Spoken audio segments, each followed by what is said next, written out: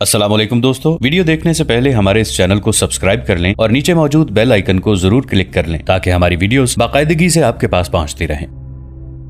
آپ کئی برسوں سے مسلسل لڑ رہے ہیں، لیکن اصل جنگ اب شروع ہو رہی ہے۔ اپنے ذہنوں میں اس جنگ کے مقصد کو تازہ کر لو۔ یہ فیصلہ کر لو کہ ہمیں ایک آزاد اور باوقار قوم کی حیثیت سے زندہ رہنا ہے اور ہمیں اپنے خدا کے عظیم مذہب کو کفر کے گھناؤنے سائے سے آزاد رکھنا ہے۔ ہمیں سلطنت اسلامیہ کو وہاں تک لے جانا ہے جہاں تک محمد بن قاسم لے گیا تھا اور جہاں تک طارق بن زیاد لے گیا تھا۔ ان کے بعد آنے والوں کا فرض یہ تھا کہ اللہ کا پیغام وہاں سے بھی آگے لے جاتے جہاں تک قوم کے یہ بیٹے لے گئے تھے، مگر اللہ کی سلطنت ایسی سکڑی کہ ہمارے دین کے دشمن ہمارے گھر میں آن بیٹھے ہیں اور وہ خانہ کعبہ اور روزہ مبارک کو مسمار کرنے کے منصوبے بنائے ہوئے ہیں۔ یہ کیوں کر ممکن ہوا؟ جب بادشاہی کا جنون دماغوں پر قابض ہوتا ہے، وہاں سرحدیں سکڑتی ہیں اور تخت و تاج کی خاطر عمرا اپنے مذہب اور اپنی غیرت کو بھی ترک کر دیا کرتے ہیں۔ ہمارے زوال کا باعث تخت و تاج کا نشہ اور زر و جواہرات کی محبت ہے۔ کہاں وہ وقت کہ ہم دنیا پر چھا گئے تھے اور کہاں ہمارا وقت کہ دنیا ہم پر چھا گئی ہے اور ہم آخرت کو فراموش کیے بیٹھے ہیں۔ ہم میں دوست اور دشمن کی پہچان نہیں رہی۔ عسکری جذبے پر فانی دنیا کی جھوٹی لذتوں کا جادو چل گیا ہے۔ یاد رکھو میرے رفیقو، میں آپ کو کئی بار کہہ چکا ہوں کہ قوم کی قسمت تلوار کی نوک سے لکھی جاتی ہے اور یہ تحریر ان مجاہدوں کی ہوتی ہے جن کے ہاتھ میں تلوار ہوتی ہے۔ جب سالار تخت پر بیٹھ کر سر پر تاج رکھ لیتے ہیں تو ان کے ہاتھوں میں طاقت نہیں رہتی کہ تلوار نیام سے باہر کھینچ سکے۔ ان کے دلوں میں اپنے عقیدے اور اپنی قوم کے وقار کے تحفظ کا جذبہ نہیں رہتا۔ پھر مذہب کا استعمال یہی رہ جاتا ہے کہ اپنی رعایا کو مذہب کے نام پر دھوکے دو اور دشمن کے ساتھ درپردہ دوستی کر لو تاکہ آرام سے اللہ کے نیک بندوں اور سادہ لو بندوں پر حکومت کر سکو۔ ہم آج اسلام کی عظمت کی خاطر صرف اس لیے گھروں کو خیر بات کہنے اور دشمن پر ٹوٹ پڑنے کے قابل ہوئے ہیں کہ ہم نے اقتدار کے پجاریوں کو ختم کر دیا ہے۔ ہم نے آستین کے سانپوں کا سر کچل ڈالا ہے۔ اگر ہم ہار گئے تو اس کی وجہ اس کے سوا اور کوئی نہیں ہو سکتی کہ ہماری نیت میں فطور تھا۔ سلطان ایوبی ایسی جذباتی اور لمبی تقریر کرنے کے عادی نہیں تھے، لیکن جس مہم کے لیے وہ نکل رہے تھے اس کے لیے سب کو ذہنی اور روحانی طور پر تیار کرنا ضروری تھا۔ یہ ان کے وفادار اور قابل اعتماد سالار اور نائب سالار تھے۔ ان میں مظفر الدین جیسا قابل اور دلیر سالار بھی موجود تھا جو کسی وقت ان کا ساتھ چھوڑ کر ان کے مخالف کیمپ میں چلا گیا اور ان کے خلاف لڑا بھی تھا۔ اس کے ساتھ تقی الدین اور افضل الدین، فرخ شاہ اور ملک العادل جیسے سالار بھی تھے جو اس کے اپنے خاندان اور اپنے خون کے رشتے کے تھے۔ سالار ککبوری اس کا دست راست تھا۔ ان میں کوئی ایسا نہیں تھا جو فنی، تکنیکی اور جذباتی لحاظ سے کمتر ہوتا، لیکن سلطان ایوبی پہلی بار ارض فلسطین میں حملے کے لیے جا رہے تھے اور ان کی منزل بیت المقدس تھی۔ یہ مہم آسان نہیں تھی۔ صلیبیوں کی جنگی قوت زیادہ بھی تھی اور برتر بھی۔ صلیبیوں کو یہ فائدہ حاصل تھا کہ انہیں دفاع میں اپنی زمین پر لڑنا تھا جہاں انہیں رسد کا کوئی مسئلہ درپیش نہیں تھا اور وہ اپنے مستقر کے قریب تھے۔ سلطان ایوبی اپنے مستقر سے دور جا رہے تھے جہاں تک رسد کے راستے مخدوش تھے۔ جنگی فنون کے مطابق زیادہ تر دشواریاں حملہ آور کو پیش آتی ہیں اور حملہ آور کی نفری دشمن سے اگر 3 گنا نہیں تو دگنی ضرور ہونی چاہیے، مگر سلطان ایوبی کی نفری کم تھی۔ انہیں یقین تھا کہ یہ جنگ بہت طول پکڑے گی اور گھروں کو واپس آنا ممکن نہیں ہوگا، اس لیے انہوں نے یہ ضروری سمجھا کہ اپنے سالاروں کو بتا دیں کہ وہ طارق بن زیاد کی اس کارروائی کو ذہن میں رکھیں جس میں انہوں نے بحر روم پار کر کے کشتیاں جلا ڈالی تھیں کہ واپسی کا خیال ہی ذہن سے نکل جائے۔ قاضی بہاؤالدین شداد نے اپنی یادداشتوں بعنوان سلطان صلاح الدین ایوبی پر کیا افتاد پڑی میں لکھا ہے، سلطان کا عقیدہ یہ تھا کہ خدا نے کفار کے خلاف لڑنے کا جو حکم دیا ہے یہ اس کا فرض اولین ہے جسے دنیا کے ہر کام اور ہر فرض پر فوقیت حاصل ہے۔ کفار سے لڑنا اور اللہ کی حکمرانی قائم کرنا اس کا ایسا فرض ہے جو خدا کے حکم سے اسے سونپا گیا ہے۔ زیادہ سے زیادہ ملکوں کو اللہ کی سلطنت میں شامل کرنا اور بنی نوع انسان کو اطاعت الہی کی طرف لانا۔ اس نے تمام فوجوں کو جہاں جہاں وہ تھیں اشترا کے مقام پر جمع ہونے کا جو حکم بھیجا اس میں اللہ کے حکم کے الفاظ بھی لکھے۔ سلطان ایوبی کی نظریں مستقبل کی تاریکیوں میں جھانک رہی تھیں۔ انہوں نے حطین کے مقام کو میدان جنگ بنانے کا فیصلہ کیا تھا۔ حطین فلسطین کا ایک گمنام سا گاؤں تھا، لیکن سلطان ایوبی نے اسے وہ عظمت بخشی کہ عیسائی دنیا کے جنگی مبصر آج بھی تجزیے کرتے نظر آتے ہیں کہ صلیبی جنگوں کے اس ہیرو نے کس قسم کی چالوں اور اسٹریٹجی سے اتنے طاقتور اور برتر اسلحے والے دشمن کو ایسی شرمناک شکست دی تھی کہ صلیبیوں کے ایک کے سوا باقی تمام حکمران جنگی قیدی ہو گئے تھے۔ جنگی علوم کی باریکیاں سمجھنے والے مبصروں اور مورخوں نے सुल्तान अयूबी की दीगर खूबियों के अलावा उनके इंटेलिजेंस और काउंटर इंटेलिजेंस और कमांडो ऑपरेशन को खिराज तहसीन पेश किया है। ये है भी हकीकत के बकर बिन मोहम्मद जैसे जासूस अपनी जाने मौत के मुंह में रखकर अहम मालूमात हासिल कर रहे थे और सुल्तान अयूबी तक पहुंचा रहे थे।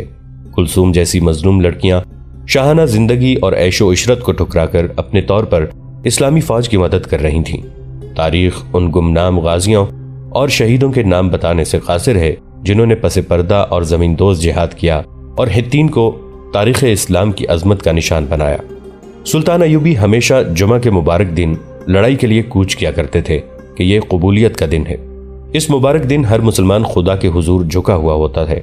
जब सिपाही अपनी कौम को इबादत में मसरूफ छोड़कर जिहाद के लिए निकलता है तो सारी कौम की दुआएं उसके साथ होती हैं। हित्तीन को कूच करने के लिए भी उन्होंने जुमा का दिन मुंतखब किया। 15 मार्च 1187 ईस्वी का दिन था। उन्होंने फौज का सिर्फ एक हिस्सा साथ लिया और करक के करीब जाकर खैमाजन हो गए।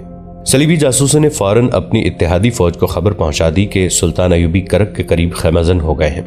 इससे यह मतलब लिया गया कि वो करक का मुहासरा करेंगे, लेकिन इसका मकसद ये था कि मिस्र और शाम के काफिले हज्ज काबा से वापस आ रहे थे। उन पर करक के करीब ही हमले हुआ करते थे। वाली करक शहजादा अरनात इस मामले में बड़ा ही बदतीनत था। सुल्तान अयूबी इन काफिलों को खैरियत से वहां से गुजारने के लिए इस इलाके में चले गए थे। इसके अलावा उनका मकसद ये भी था कि सलीबियों को धोखा देकर और अपना दिफा फैला देने पर मजबूर हो जाएं। उन्होंने अपने सालारों को बता दिया था कि काफिले गुजार कर वो कहां जाएंगे। करक के महल में तो जैसे जलजला आ गया था। शहजादा अरनात को निस शब के बाद जगाकर बताया गया कि कोई बहुत बड़ी फौज शहर से कुछ दूर खैमे गाड़ रही है। वो हड़बड़ा कर उठा। ये सुल्तान अयूबी के सिवा कौन हो सकता था? कुलसूम उसकी ख्वाबगाह में थी। वो अरनात के साथ दौड़ती शहर के बड़े दरवाजे के ऊपर वाली दीवार पर गई। वहां से सैकड़ों मशालें नजर आ रही थीं। ज्यादातर मशालें मुतहर्रिक थीं। खैमे गाड़े जा रहे थे।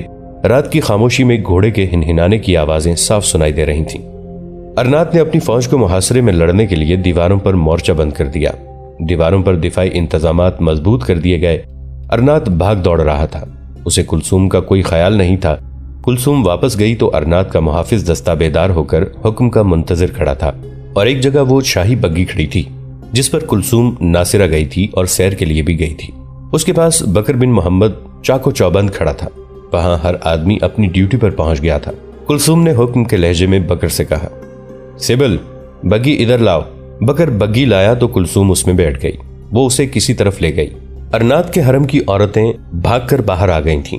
उन्होंने कुलसूम को, जो उनके लिए प्रिंसेस लिली थी, बग्गीबान को हुक्म देते और बग्गी में बैठकर जाते देखा तो उनमें से एक ने दांत पीस कर कहा, यह बदबख्त किसी मुसलमान की औलाद अपने आप को मलिका समझने लगी है।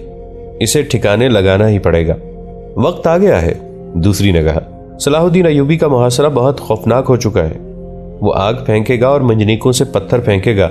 अंदर भगदड़ और तबाही मचेगी और ये वक्त होगा जब हम इस मुचड़ी को ठिकाने लगा देंगे। तुम्हारा चाहने वाला वो जर्नैल भी तो नहीं कुछ कर सका। तीसरी ने कहा, और बहुत हैं कुछ करने वाले। उसने जवाब दिया, कल शाम तक शहर की हालत देखना, फिर शहजादा अरनात किसी और शहजादी लिली को तलाश करेगा। उस वक्त कुलसूम ने बग्गी एक अंधेरी जगह रुकवा रखी थी। बकर बग्गी के साथ खड़ा था। कुलसूम उससे पूछ रही थी, हमारे आदमी अंदर से कोई दरवाजा खोलने का इंतजाम कर सकेंगे? कोशिश की जाएगी। बकर ने कहा, अगर ये फौज हमारी है तो मैं हैरान हूं कि हमें पहले इत्तला क्यों नहीं दी गई। सुल्तान अयूबी ऐसी गलती नहीं किया करते। मुझे कुछ शक है। ये सुबह पता चलेगा कि ये किसकी फौज है। क्या हम यहां से फरार हो सकेंगे? कुलसूम ने कहा, हालात पर मुनहसर है। मैं इस अफरा तफरी में अरनात को आसानी से कत्ल कर सकती हूँ। ऐसी हरकत न करना। बकर बिन मोहम्मद ने कहा, फौज शहर में दाखिल हो गई तो हम नजर रखेंगे कि वो फरार होने की कोशिश न करे। कोई नई खबर? अरनात सुल्तान अयूबी को देख रहा था कि किस तरफ पेशकदमी करता है। कुलसूम ने कहा, अब हालात कुछ और हो गए हैं। पहले कहता था कि वो अपनी फौज के साथ झील गलेली को जा रहा है। ज्यादा देर न रुको। बकर ने कहा, चलो वापस चलें। सुबह तुलू हुई तो कर्क की दीवारों पर दूर मार कमानों वाले तीरंदाज मुस्तैद खड़े थे। पत्थर और आग की हांडियां फेंकने वाली मंजनेकें नस्ब हो चुकी थीं। फौज तैयारी की हालत में खड़ी थी और शहजादा अरनात दीवार पर खड़ा सुल्तान अयूबी की फौज को देख रहा था। ये यकीन हो गया कि ये सुल्तान अयूबी की फौज है। ये मालूम ना हो सका कि सुल्तान खुद भी साथ हैं, मगर इस फौज में मुहासरे वाली कोई हरकत और सरगर्मी नहीं थी। खेमे लगे हुए थे और सिपाही रोजमर्रा मामूल में लगे हुए थे। یہ دن گزر گیا، پھر 5-6 دن اور گزر گئے۔ ارناط پر انتظار اور اضطراب کی کیفیت طاری رہی۔ اسے جو نظر نہیں آ رہا تھا وہ یہ تھا کہ رات کو سلطان ایوبی نے اپنے گھڑ سوار چھاپا مار اس راستے پر دور تک پھیلا دیے جن پر حجاج کے قافلوں کو گزرنا تھا۔ چند دنوں بعد پہلا قافلہ آتا نظر آیا۔ یہ مصر کا قافلہ تھا۔ گھڑ سوار اس کے ساتھ ہو گئے۔ قافلہ سلطان ایوبی کی خیمگاہ کے قریب پہنچا تو سلطان دوڑ کر آگے بڑھے اور حجاج سے مصافحہ کیا۔ انہوں نے عقیدت اور احترام سے سب کے ہاتھ چومے اور اپنی خیمگاہ میں انہیں آرام اور کھانے کے لیے روکا اور ان کے چھاپا مار دور تک حجاج کے ساتھ گئے۔ ایک ہی روز بعد شامی حجاج کا قافلہ بھی آ گیا۔ اس کا بھی سلطان ایوبی نے استقبال کیا، کھانا کھلایا اور اپنے حفاظتی انتظامات میں اسے رخصت کیا۔ اتنے دن کرب کے اندر صلیبی فوج تیاری کی حالت میں رہی اور شہر پر خوف طاری رہا۔ سلطان ایوبی کے جاسوس اپنی سرگرمیوں میں مصروف رہے۔ ایک صبح ارناط کو اطلاع ملی کہ سلطان ایوبی کی فوج جا رہی ہے۔ ارناط اس کے سوا کچھ بھی نہ دیکھ سکا کہ حجاج کے دونوں قافلے سلطان ایوبی کی فوج کی حفاظت میں گزر گئے ہیں۔ سلطان ایوبی کے صرف جاسوسوں کو معلوم تھا کہ اصل مقصد کیا تھا۔ انہوں نے کوچ سے پہلے انہیں اطلاع بھجوا دی تھی کہ فوج کہیں اور جا رہی ہے اور وہ جاسوس ارناط کی نقل و حرکت کی اطلاعیں دیتے رہے۔ 27 مئی 1187 عیسوی بمطابق 15 ربیع الاول کے روز سلطان ایشتر کے مقام پر جا خیمہ زن ہوئے۔ وہاں مصر اور شام کی فوجیں ان سے جا ملیں۔ ان کا سب سے بڑا بیٹا الملک الافضل جس کی عمر 16 سال تھی ایک مشہور سالار مظفر الدین کے ساتھ جا ملا۔ اس طرح ان کی ساری فوج جمع ہو گئی۔ انہوں نے تمام سالاروں، نائب سالاروں کو آخری ہدایات دینے کے لیے جمع کیا اور کہا، میرے رفیقو، اللہ تمہارا مددگار ہو۔ دلوں سے اپنے عزیزوں اور اپنے گھر والوں کا خیال نکال دو اور دلوں میں قبلہ اول کو بسا لو اور دلوں میں خدائے ذوالجلال کا اسم مبارک نقش کر لو، جس نے ہمیں یہ سعادت بخشی ہے کہ قبلہ اول کو آزاد کرائیں اور اپنی بیٹیوں کی بے عزتی کا انتقام لیں جو کفار کے ہاتھوں بے آبرو ہوئیں۔ اب ہم جو بات کریں گے وہ حقیقت کی کریں گے۔ ہماری تعداد دشمن کے مقابلے میں کم ہے اور آپ کا مقابلہ 7 صلیبی بادشاہوں کی متحدہ فوج کے ساتھ ہے، جس میں 2200 سر سے پاؤں تک زرہ بختر میں ڈوبے ہوئے نائٹ ہیں۔ ان کی دوسری فوج نیم زرہ پوش ہے۔ اس فوج کو یہ سہولت حاصل ہے کہ اپنے مستقر کے قریب ہے اور یہ سارا علاقہ اس کا اپنا ہے، جہاں اسے رسد کی کوئی دشواری نہیں ہوگی۔ ہمیں 2 جنگیں لڑنی ہیں، ایک براہ راست دشمن کے خلاف اور دوسری ان دشواریوں کے خلاف جو ہمیں درپیش ہوں گی۔ یہ دشواریاں دشمن کی طرف منتقل کرنی ہیں۔ انہوں نے نقشہ پھیلا کر اپنی تلوار کی نوک سے سب کو بتایا کہ ان کا میدان جنگ کون سا ہوگا۔ جو سالار جگہ سے واقف تھے انہوں نے چونک کر سلطان ایوبی کی طرف دیکھا۔ ان کی آنکھوں میں حیرت تھی۔ سلطان ایوبی ان کے استجاب کو سمجھ گئے اور مسکرائے۔ یہ ہتین کے مضافات کا میدان ہے، انہوں نے کہا۔ آپ سوچ رہے ہیں کہ یہ زمین سوکھے ہوئے درخت کی کھال کی طرح خشک، اونچی نیچی اور موسم کی بے رحمی سے کٹی پھٹی ہے، اور یہ زمین اتنی پیاسی ہے کہ انسانوں اور ہمارے گھوڑوں کا خون پی جائے گی۔ آپ نے دیکھا نہیں کہ اس کے ارد گرد اونچی نیچی ٹیکریاں ہیں؟ ہاں، یہ سب بے آب و گیا اور پیاسی ہیں، یہ لوہے کی طرح تپ رہی ہیں۔ آپ کی آنکھوں میں جو سوال ہے وہ سمجھتا ہوں۔ وہ کون سی فوج ہے جو اس جہنم نما علاقے میں لڑے گی؟ وہ ہماری فوج ہوگی۔ آپ کے ہلکے پھلکے سواروں کے دستے یہاں تتلیوں کی طرح اڑتے پھریں گے اور وہ لوہے کے لباس میں ملبوس نائٹوں اور نیم زرہ پوش صلیبی سواروں کو نچاتے پھریں گے۔ دشمن کے یہ سوار اور پیادے لوہے کی تپش سے بہت جلدی پیاس سے بے حال ہو جائیں گے اور لوہے کا وزن انہیں اتنی پھرتی سے حرکت نہیں کرنے دے گا جس تیزی سے ہمارے سوار بھاگے دوڑیں گے۔ آپ جانتے ہیں کہ میں ہر کارروائی جمعہ کے مبارک روز کیا کرتا ہوں۔ میں اس وقت آگے بڑھوں گا جب مسجدوں میں قوم خطبہ سن رہی ہوگی۔ یہ وقت قبولیت کا ہوتا ہے۔ میں نے ہر قصبے اور ہر گاؤں میں اطلاع بھجوا دی تھی کہ جمعہ کے روز دعاؤں میں اپنے ان مجاہدین کو شامل رکھا کریں جو جمعہ کی نماز سے محروم ہو کر میدان جنگ میں زخمی ہو کر گرتے ہیں، اٹھتے ہیں اور جمعہ نہ پڑھ سکنے کا خراج لہو کے نذرانوں سے ادا کرتے ہیں۔ یہ وہ ہوگا جب سورج سر پر ہوگا اور لوہے کو بھٹی کی طرح گرم کر دے گا۔ اور یہ دیکھو، یہ گلیلی کی جھیل ہے اور یہ دریا ہے۔ انہوں نے تلوار کو چھڑی کی طرح نقشے پر مار مار کر بتایا۔ اور یہ واحد تالاب ہے جس میں پانی ہے، باقی تمام تالاب خشک ہو گئے ہیں۔ یہ وہ مہینہ ہے جسے صلیب کے پجاری جون کہا کرتے ہیں۔ ہمیں پانی اور دشمن کے درمیان آنا ہے۔ میں الفاظ میں دشمن کو پانی سے محروم کر چکا ہوں، اس کو عملی طور پر پیاسا مارنا آپ کا کام ہے۔ دشمن ہتین کے میدان میں لڑنے سے گریز کرے گا، میں اسے یہیں لڑاؤں گا۔ فوج کو میں نے 4 حصوں میں تقسیم کیا ہے۔ آپ دیکھ رہے ہیں کہ مظفر الدین اور میرا بیٹا افضل ہم میں نہیں ہے۔ وہ ایک حصے کو ساتھ لے کر دریائے اردن جھیل گلیلی کے جنوب سے پار کر گئے تھے۔ یہ دستے جبل طور تک پہنچیں گے۔ شاید پہنچ چکے ہوں گے. یہ ایک دھوکہ ہے جو میں دشمن کو دے رہا ہوں. انہوں نے فوج کے باقی 3 حصوں کی تفصیلات اور ان کے مشن بتائے. ان 3 میں سے ایک حصہ اپنی کمان میں رکھا. مورخین کے مطابق یہی حصہ ریزرو اور ٹاسک فورس کے طور پر استعمال کرنا تھا. یہ فیصلہ کن کارروائی کے لیے تھا. ان حصوں کو مختلف مقامات سے دریا پار کرایا گیا. صلیبی اپنے مخبروں اور دیکھ بھال کے دستوں کے ذریعے یہ نقل و حرکت دیکھ رہے تھے، لیکن یہ نہ سمجھے کہ سلطان ایوبی کا پلان کیا ہے. سلطان ایوبی نے جھیل گلیلی کے مغربی کنارے پر تبریہ کے مقام پر ایک پہاڑی پر جا ڈیرے ڈالے. صلیبیوں کو ایک اور بھی دھوکہ ہوا. سلطان ایوبی اکثر چھاپہ مار قسم کی جنگ لڑا کرتے تھے، شب خون زیادہ مارا کرتے تھے. کم سے کم نفری سے دشمن کی زیادہ سے زیادہ تعداد پر ضرب لگاؤ اور بھاگو کے اصول پر حملے کرتے اور دشمن کو پھیلا دیتے تھے. صلیبی ان کی اسی جنگ کے لیے تیار تھے. ان کی فوج کا جو حصہ مظفر الدین اور الافضل کی زیر کمان دریا پار کر گیا تھا، اس نے صلیبیوں کی فوج کی چوکیوں یعنی آؤٹ پوسٹوں پر شب خون مارنے شروع کر دیے. اس سے صلیبیوں کو یہ دھوکہ ہوا کہ سلطان ایوبی اپنے مخصوص انداز سے لڑیں گے، لیکن اب انہوں نے کوئی اور ہی انداز سوچ رکھا تھا. چھاپا ماروں کو انہوں نے حسب معمول وہی مشن دیے جو ہر جنگ میں دیا کرتے تھے.